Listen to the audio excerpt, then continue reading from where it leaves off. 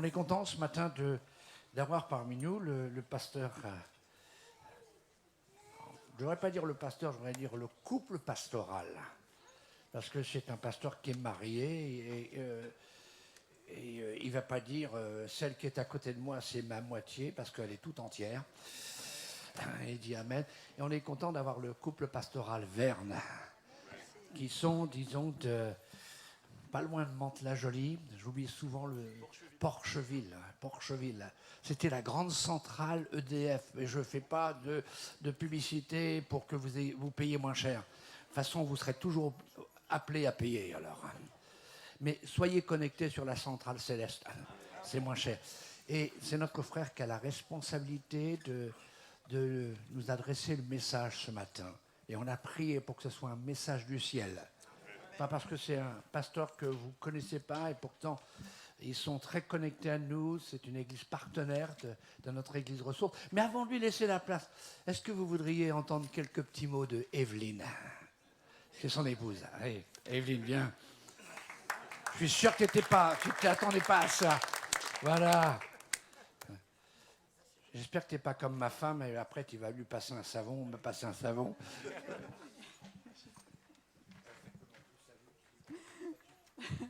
Mais bonjour à tous, oui. C'est une surprise, je ne m'y attendais pas. Et je n'ai pas trop l'habitude de parler en public, ce n'est pas trop mon truc. Mais je veux dire, je suis contente d'être avec vous. Et puis, ce que je voudrais vous dire, c'est que tout à l'heure, le frère a dit que le Seigneur était le Seigneur des jeunes, le Seigneur des vieux. Aujourd'hui, je suis un petit peu moins jeune, mais j'ai eu la chance de rencontrer Jésus, j'avais 15 ans. Et c'est vraiment un privilège de pouvoir donner sa vie à Jésus quand on est jeune, quand on a 15 ans. On pourrait se dire, oui, mais j'avais pas le droit de faire ci, pas le droit de faire ça, c'est pas vrai. Au contraire, le Seigneur m'a donné la liberté. Et tout au long de notre vie, on chemine avec lui.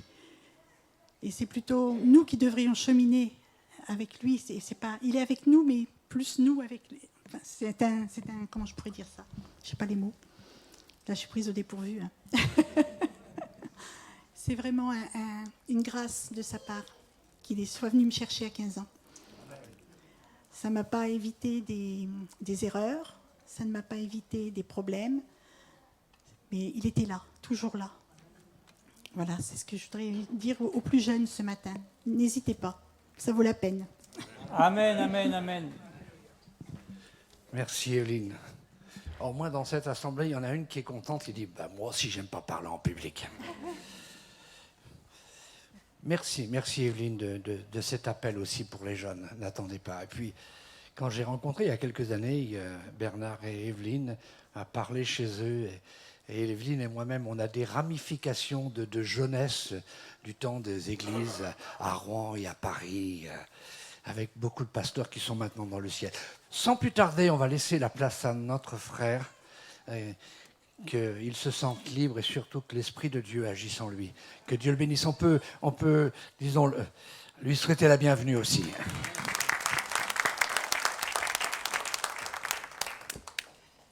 Que Dieu soit béni, hein. Ça marche le truc là? Oui, c'est bon? Oui, bon, très bien. Alléluia. Alors Bernard Evelyne, oui, nous venons de Porcheville. L'église est à Porcheville depuis 1999. Et puis, bien voilà, par la grâce de Dieu, les choses ont avancé. On a pu voir le Seigneur ouvrir des cœurs, gagner des âmes, etc. Et puis, ben voilà, maintenant, on a un problème de local. Il faut qu'on avance parce que les locaux sont trop petits. Alors, voilà, c'est un sujet de prière que je voulais vous laisser. Mais que Dieu soit béni. On a beaucoup de joie dans le service du Seigneur. J'aimerais vous le dire. Je crois que c'est vraiment un grand sujet de joie que de servir le Seigneur. Servir vraiment, c'est-à-dire servir à Dieu, pas servir Dieu. Servir à Dieu, lui servir à ce qu'il veut.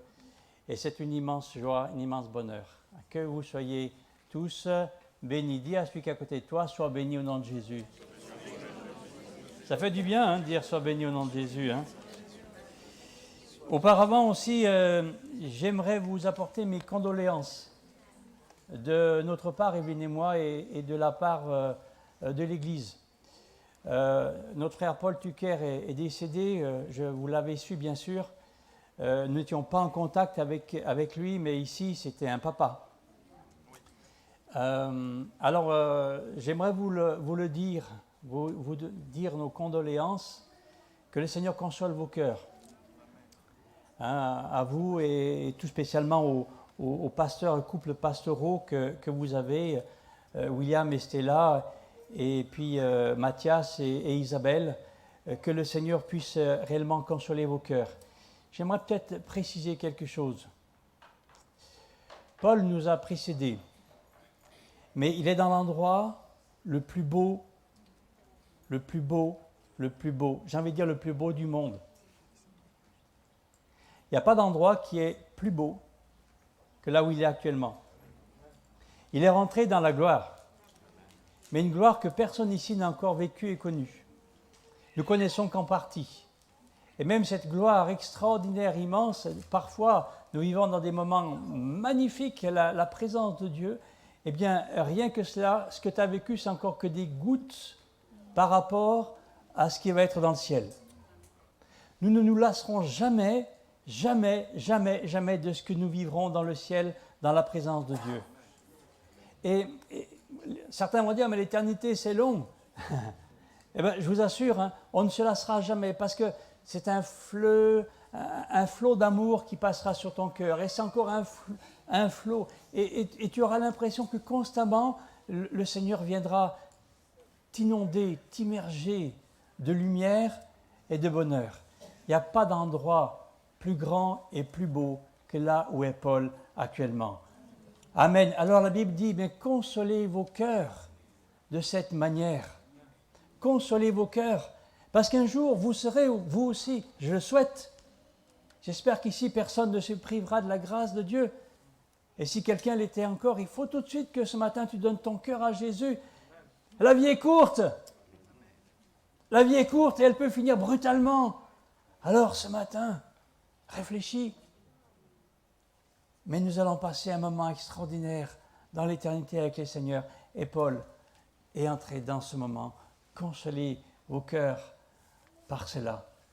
Et pendant ce temps qu'il n'est pas avec nous, que nous soyons séparés, rappelons-nous que c'est un petit peu comme à une époque où il n'y avait pas d'avion, il n'y avait pas tout ça, et si on partait aux États-Unis ou si on partait en Chine, eh bien très souvent on savait que c'était un voyage immense, très long, et puis parfois on savait que on reverrait la personne que dans 2, 3 ans, 5 ans, 10 ans, 20 ans. C'est un peu pareil. Mais j'aimerais vous dire, vous allez le revoir. Amen. Amen. Que Dieu soit béni. Alléluia. Alors, quel est le sujet de mon message? Marc 3, 27.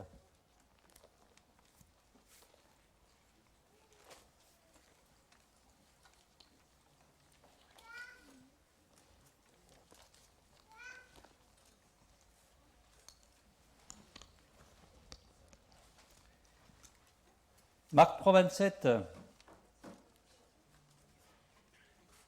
Personne ne peut entrer dans la maison d'un homme fort et piller ses biens sans avoir auparavant lié cet homme fort. Alors il pillera sa maison. Évidemment, Jésus parle de Satan, puisqu'il en parlait avant, il en parle après. Donc cet homme fort, eh bien c'est Satan. Et voilà qu'il est dit que nous pouvons piller sa maison. Nous pouvons piller ses biens. Et vous avez commencé ici. Quand je vois cette assemblée, je me dis, waouh, voilà toutes ces âmes qui ont été arrachées du monde des ténèbres. Et je sais que vous travaillez pour en arracher d'autres. J'ai vu qu'il y a un local qui est libre à côté. Et j'imagine que vous avez des yeux comme ça dessus. Alléluia. Pourquoi faire un local? Pour qu'il y ait encore d'autres personnes qui viennent. Alléluia.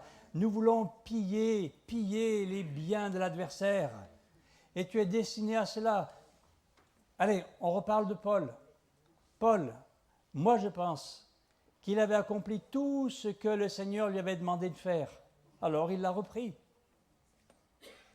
Jésus, Il a fait tout ce que le Père lui a demandé de faire. Sur la croix même, il accomplit encore certaines choses. J'ai soif. Et il dit, tout est accompli. Et quand il a dit, tout est accompli, que s'est-il passé? Eh bien, il expira. Amen. Alors, si tu es là, c'est que tu as encore une œuvre à faire pour le Seigneur. Si tu es là, c'est que tu as encore des âmes à aller chercher, à aller piller le camp de l'ennemi. Si tu existes encore ici en chair et en os, pincez la personne à côté de vous maintenant pour voir si elle est bien vivante. Elle est vivante? Si tu es là, c'est que tu as encore une utilisation, une utilité. Dieu veut t'utiliser pour quoi faire? Il veut t'utiliser pour aller piller le camp de l'ennemi. Alléluia. Dites Amen, ça me fera plaisir. C'est bien, Alléluia, ils sont là. Amen. Et il y a une évidence. L'évidence, c'est que nous devons désarmer cet homme fort. Si nous voulons piller ses biens, si nous voulons continuer à piller ses biens, eh bien nous devons neutraliser cet homme fort. Nous devons le neutraliser et nous allons voir ce matin, comme je pense, nous devons faire. Il y a certainement différentes choses, mais je parlerai d'un point précis et qui est hyper intéressant, hyper important. Merci Mathias d'avoir introduit mon message tout à l'heure. Amen. Merci au Seigneur. Nous devons désarmer l'adversaire pour lui ravir ce qu'il possède. Nous devons désarmer l'adversaire pour récupérer ce qu'il a volé. Satan a volé à Dieu la terre, l'humanité. Il va dire, tout cela m'appartient. Nous devons récupérer ce que Satan a volé à Dieu. Mais nous devons aussi récupérer ce que Satan nous a volé à nous. Satan t'a volé certaines choses, plein de choses, avant ta conversion. Et même après, nous nous laissons parfois voler certaines choses. Oh, alléluia, que vous puissiez avoir une sainte colère contre Satan pour pouvoir dire, je te ferai la peau, alléluia, je t'aurai. Jésus a vaincu, alléluia, Jésus a gagné. Alors, eh bien, je vais certainement récupérer ce que tu m'as volé ou ce que tu as volé à d'autres, alléluia. Amen. Alors, est-ce que c'est la prière qui nous permet d'entrer dans cette maison, de lier cet homme fort? Est-ce que c'est la prière? Certainement, puisque Jésus a commencé son ministère comment? Il a été baptisé du Saint-Esprit et il commence à prêcher. Non? Qu'est-ce qu'il a fait? Il a commencé à prier et jeûner. Et il a commencé à prier et jeûner longtemps, puisqu'il a prié et jeûné pendant 40 jours. Donc, quel est un des moyens d'abord, tout de suite, pour lier cet homme fort? Il a commencé par le lier comment? Il s'est mis en prière, il s'est mis dans le jeûne. Amen. Et ce n'est pas toujours des moments faciles, le jeûne, puisque c'est pendant son jeûne qu'il a été tenté. Si vous pensez, je vais jeûner et comme ça va être génial, je vais passer des très bons moments avec le Seigneur, détrompez-vous, hein. C'est pas toujours ça. Ça n'a pas été ça pour Jésus et il y a de fortes chances que ce ne soit pas ça pour vous. Parce que vous risquez fort d'être tenté. Mais c'est là que c'est intéressant. Parce que quand on est tenté, eh bien on peut avoir la victoire. On peut dominer sur l'adversaire. Tu as le pouvoir de dominer, alléluia. Amen. Vous dominerez sur les serpents et sur les scorpions et rien ne pourra vous nuire, alléluia. Toute la puissance de l'ennemi. Alors il a commencé à prier, il a commencé à jeûner et il y a une foule de choses qui viennent prendre du temps aux chrétiens. Il y a une foule de choses qui essaient d'occuper les chrétiens. Et nous sommes tous pareils dans ce monde hyper connecté, etc., etc. On fait des quantités de choses, mais nous avons besoin de nous isoler pour la prière. Dis à ton voisin, prière. Dis à ton voisin, jeûne. Jeûne et prière, alléluia. On ne va pas demander au monde de prier. Demandez pas au monde de faire un culte, de louer le Seigneur. Hein. Ce n'est pas le monde qui le fera. C'est toi. Demandez pas au monde de jeûner. C'est toi qui le feras. Alléluia. C'est toi qui le feras. Mais alors tout cela, cette prière, ce jeûne, eh bien, c'était la confrontation tout de suite. Mais moi, je voudrais qu'on aille un peu plus loin. Et ça va être le thème. Le thème. Il a été tenté, mais il n'a pas succombé. Jésus, à aucun moment de sa vie, il a succombé au péché. Jésus a obéi entièrement, tout le temps. Je vois certains qui sont en train de blêmir, ils disent, donc le chrétien, il ne doit jamais pécher. Et j'en vois qui baissent la tête, là, Ah ouais, dans le premier épître de Jean, il est parlé, oui, hein. Il est parlé de ne pas pécher. Ce n'est pas une option. C'est comme si le péché, c'est quelque chose qui de toute façon était inévitable. Alors bon, ben, un de plus, un de moins. Hein. Mais en fait, toutes les fois que tu pêches, c'est Satan qui domine sur toi. Tu perds de l'autorité. Par contre, toutes les fois que tu résistes à la tentation et que tu domines, alors ton autorité grandit. J'aimerais vous dire que l'autorité que vous avez est fonction, et là pour Jésus c'est le cas. L'autorité que vous avez est fonction de votre obéissance à Dieu. Plus vous résistez à l'adversaire, plus votre sainteté augmente, plus votre sanctification est là, plus vous résistez à l'adversaire et vous gagnez, vous dominez le péché. Plus vous faites ça, plus votre autorité est grande et plus quand vous allez dire un mot, quelque chose se passe. Jésus a prié longtemps. Très souvent, nous les pasteurs, on dit il faut prier. Il faut prier. Alors les gens s'imaginent que, eh bien, plus on prie et plus Dieu va agir, plus Dieu va se manifester. Mais pas que. Parce que si tu pries, mais quand tu as fini ton temps de prière, même aussi long, hein, si tu désobéis au Seigneur, ta prière et ton jeûne, ça ne sert à rien. Je me rappelle au tout début du ministère, on avait une jeune femme mariée, hein, qui n'était pas délivrée, qui était...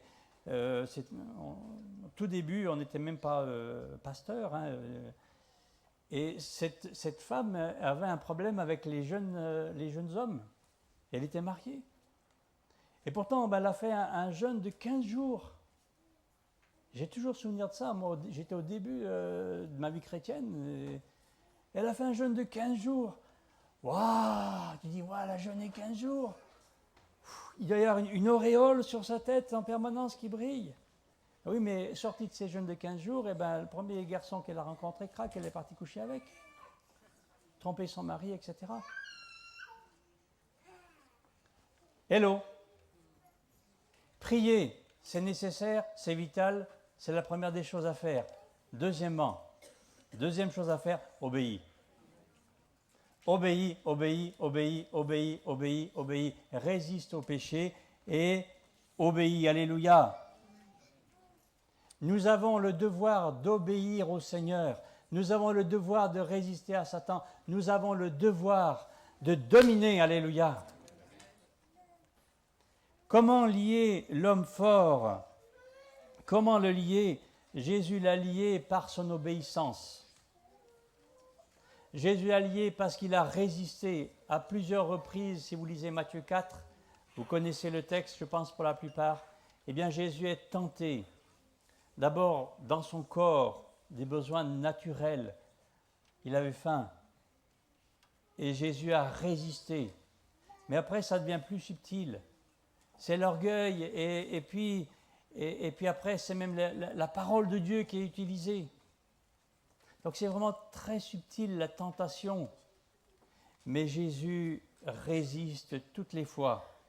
Il domine toutes les fois. Il domine toutes les fois. Comment Jésus a-t-il lié cet homme fort au tout début de sa vie chrétienne? Eh bien, c'est simplement en obéissant au Seigneur. Vous allez me dire, mais Bernard, pourquoi tu es venu de Porcheville? Tu fais 80 km pour nous dire ça. Ils nous le disent tout le temps, les pasteurs. La Bible nous le dit tout le temps. Mais ils vous le disent, ok, est-ce que vous le faites? Hello? Pose la question à ton voisin, là, pour voir. On va le mettre...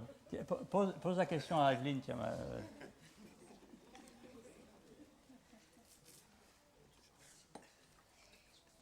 Certains vont dire, mais alors, constamment on est tenté. Dans Matthieu 13, verset 24, il y a quelque chose d'étonnant. Le Seigneur va dire, il y a de l'ivraie qui a été semé, vous connaissez l'histoire? Ouais, bon, on va la lire. Hein? Non, parce qu'après William va dire, il ne lit pas la Bible, ce pasteur. Matthieu 13, verset 24.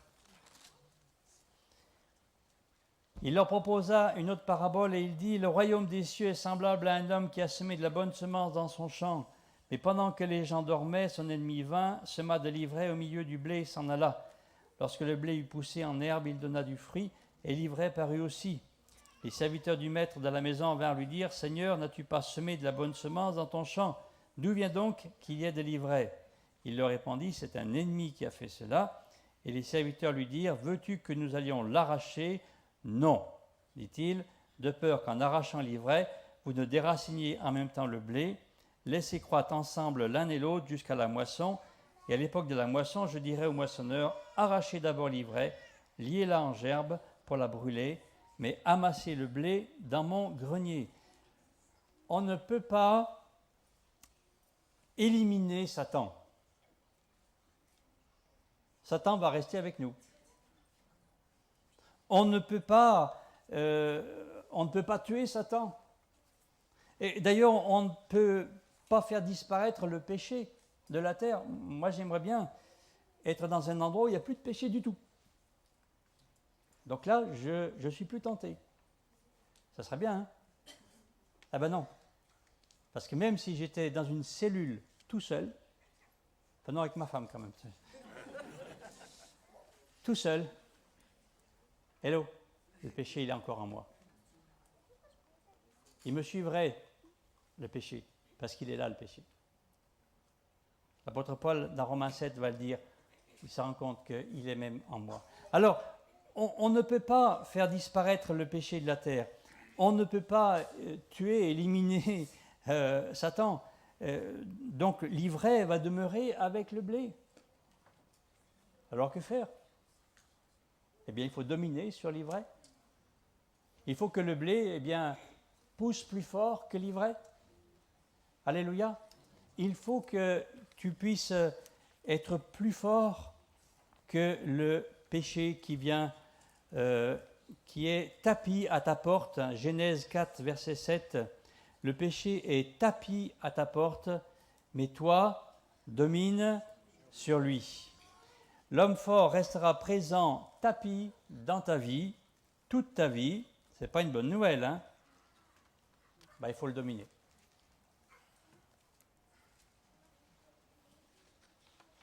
Il faut le dominer. La méthode Jésus, c'est simple. Jésus a résisté à toutes les tentations. Il a dominé. Satan a été dominé. Jésus a obéi à tous les commandements de Dieu.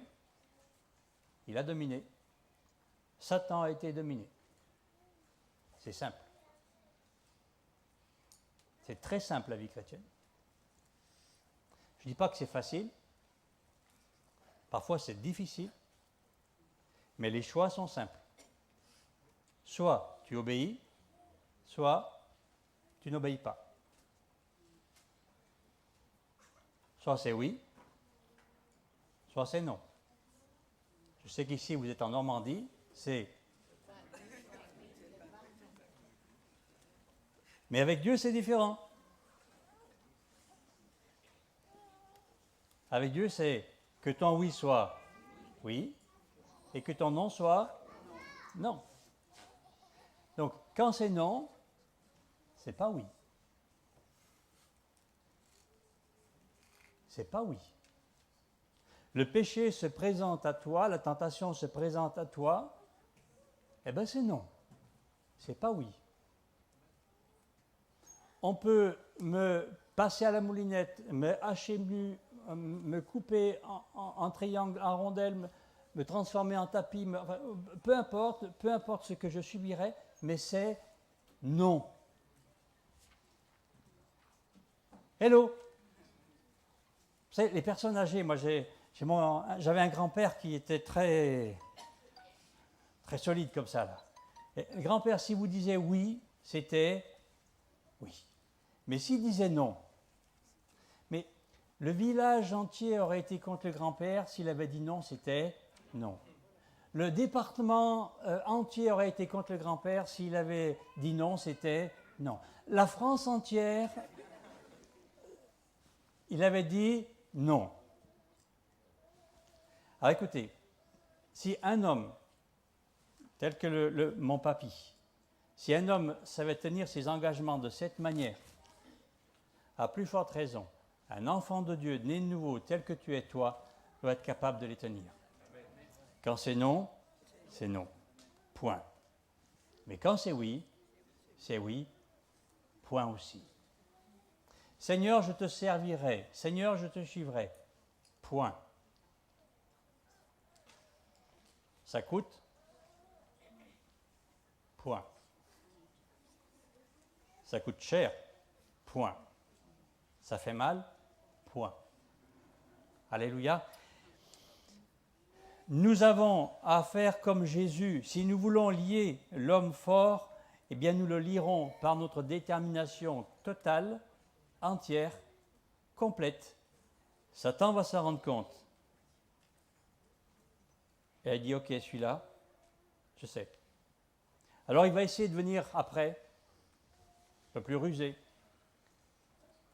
Mais il doit savoir que tu es un homme, une femme, dans le Seigneur, qui ne badine pas avec la sanctification.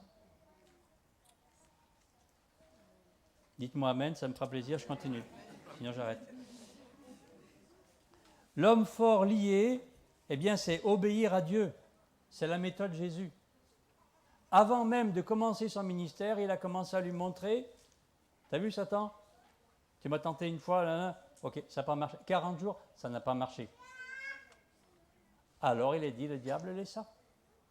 Il revint pour d'autres circonstances, mais Satan est lié, désarmé, neutralisé par ton obéissance à Dieu, par l'observation des commandements de Dieu, en suivant la volonté de Dieu, en étant guidé par le Saint-Esprit. Jésus a commencé son ministère ainsi d'abord. Jésus a continué ainsi ensuite. Tu dois commencer comme ça, tu dois continuer aussi. Alléluia. Jean 8, 29. Allez, un petit verset, encore un. Méthode Jésus. Celui qui m'a envoyé est avec moi et il ne m'a pas laissé seul parce que moi je fais toujours ce qui lui est agréable. Vous comprenez pourquoi il y avait de l'autorité en Jésus? Bien sûr, il avait été baptisé du Saint-Esprit. Mais pourquoi il y avait de l'autorité? Parce qu'il faisait toujours ce qui lui est... C'est pas compliqué la vie chrétienne. Il faisait toujours ce que le Seigneur demandait. Il cherchait toujours à être agréable à Dieu. Résultat, il disait un mot, paf! C'était aiguisé, son épée. C'était tranchant. Le simple fait, de mettre l'épée quelque part, sa parole, ça coupait. Amen. Un petit peu après, 11, 42.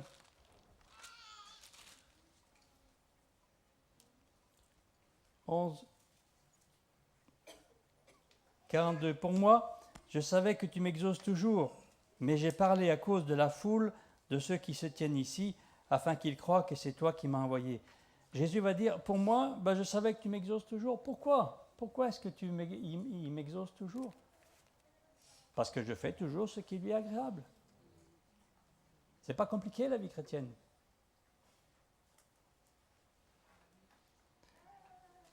Allez, un petit dernier pour la route. 1 Jean 3, 22. 1 Jean 3, 22.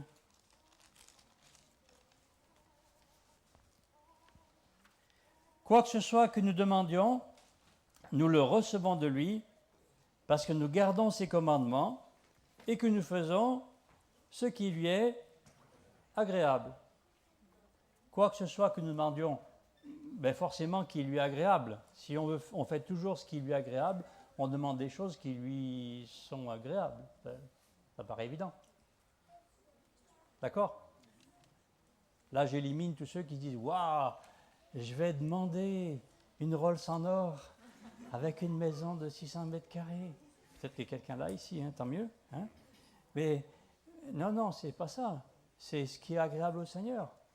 Alors peut-être qu'il vous donnera ça, je ne sais pas. Mais quoi que ce soit que nous demandions, nous le recevons de lui parce que nous gardons ses commandements et que nous faisons ce qui lui est agréable. C'est tout simple. C'était la méthode de Jésus. Commandement de Dieu, j'applique. Direction du Saint-Esprit, j'applique. Dieu veut ça comme ça, j'applique. Pas compliqué, hein? C'est simple la vie chrétienne. C'est pas toujours facile, mais c'est simple. Oui ou non? Amen. La véritable autorité, j'ai regardé dans le dictionnaire, c'est puissance légitime, droit de commander, donner des ordres, diriger. Droit, nous obtenons un droit quand j'obéis à Dieu. Quand j'obéis à Dieu, j'ai le droit de donner des ordres aux circonstances, aux démons, à Satan. J'ai des droits. Par contre, si je désobéis, c'est l'adversaire qui a des droits sur moi, ou je perds mes droits. Dans Luc 10, verset 17, les apôtres reviennent et disent « Les démons nous sont soumis en ton nom. » Les démons nous sont soumis en ton nom. Juste une petite remarque rapide. La confrontation de puissance, pour moi, il me semble, n'est pas entre Dieu et Satan. Parce que si c'était entre Dieu et Satan, ça fait longtemps que Satan aurait été dégagé. La confrontation de puissance est entre toi et Satan.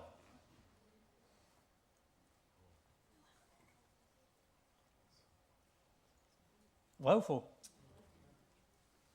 D'où l'intérêt de développer ta sanctification, d'aiguiser l'épée, de recevoir le baptême du Saint-Esprit avec force et qu'il soit renouvelé et renouvelé et renouvelé encore, parce que celui que tu vas affronter, c'est pas rien, hein?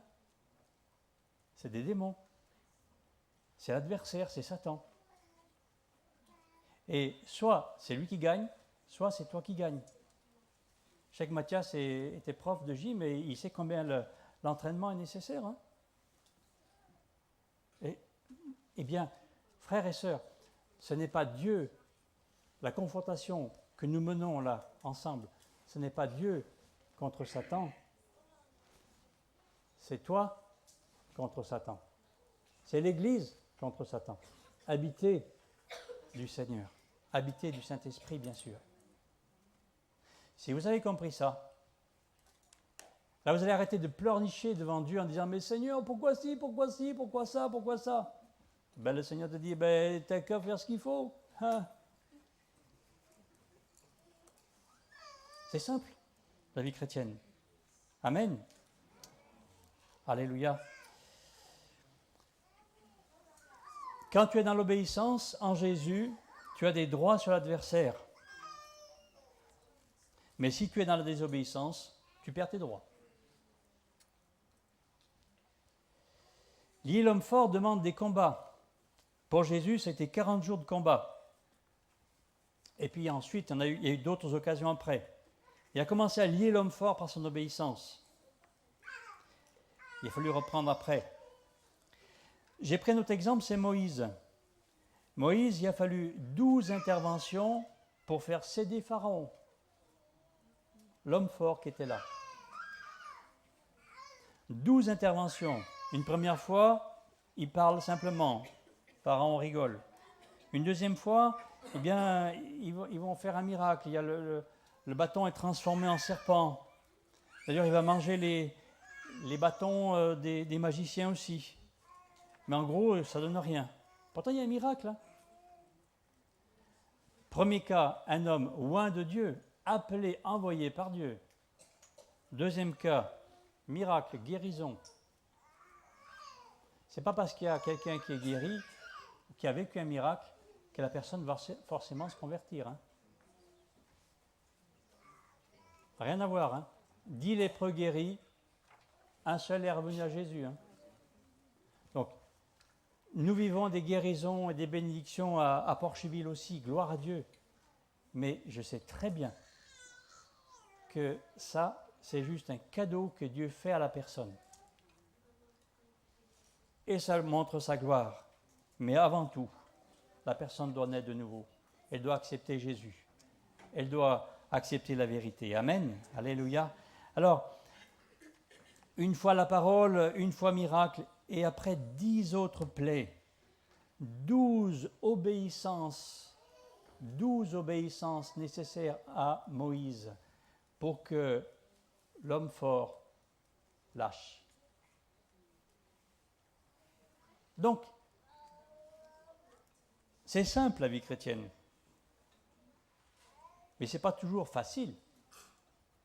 Il faut parfois y mettre beaucoup de cœur, de courage, de volonté.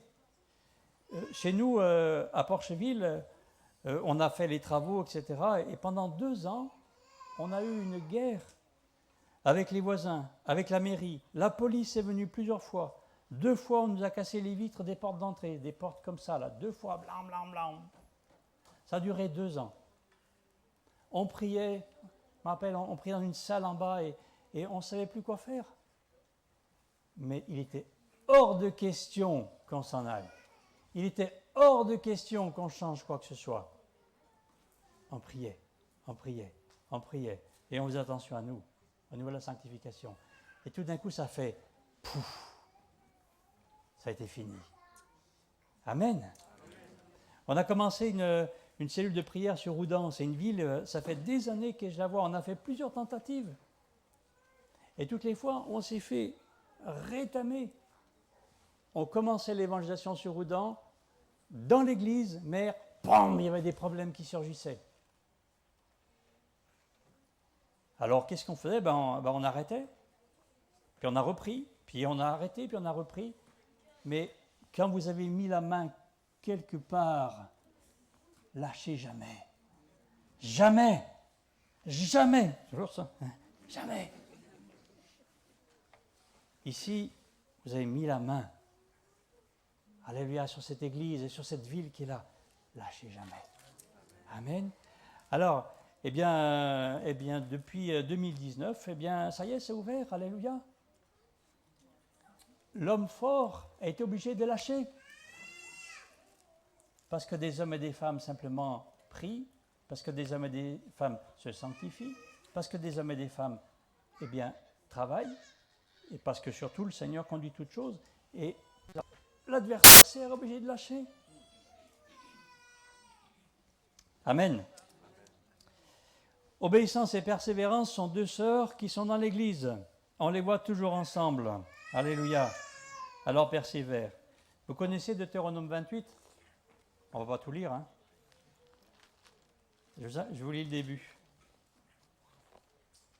Deutéronome 28. Pour ceux qui ne connaîtraient pas.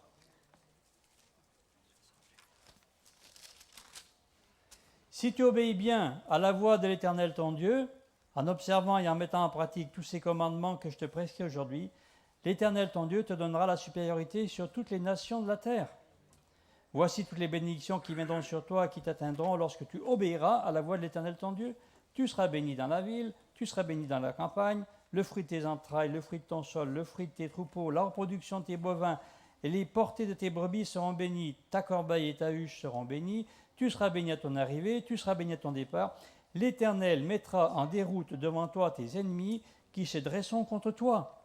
Ils sortiront contre toi par un seul chemin, ils s'enfuiront devant toi par 7 chemins. Comment, déjà dans l'Ancien Testament, comment avoir la victoire? C'est simple. Obéis. C'est écrit noir sur blanc. Si tu obéis bien à la voix de l'Éternel ton Dieu. C'est vraiment pas compliqué l'évangile. C'est obéis. Amen. Jésus connaissait Deutéronome 28 et il l'a appliqué. Amen. Allez, terminons parce que trop de paroles tuent les paroles. Et puis certains commencent à avoir faim. Voulez-vous récupérer ce que Satan a volé à Dieu? Voulez-vous récupérer ce que Satan vous a volé? Alors il va falloir lier l'homme fort. Comment lier l'homme fort? Vous mettez en prière, etc. Mais il y a une chose. J'ai envie de dire, ça passe peut-être même avant la prière. J'espère que William m'en voudra pas dire une chose pareille, mais ça, la première des choses, c'est que nous obéissions. Parce que si tu pries et que tu n'obéis pas, ça ne sert à rien. Mais si tu obéis et que tu n'as pas beaucoup de temps pour la prière, tu aiguises ton épée. Tu aiguises ton épée. Alors je termine en vous disant, obéis. Est-ce que tu veux dire à celui qui est à côté de toi, obéis?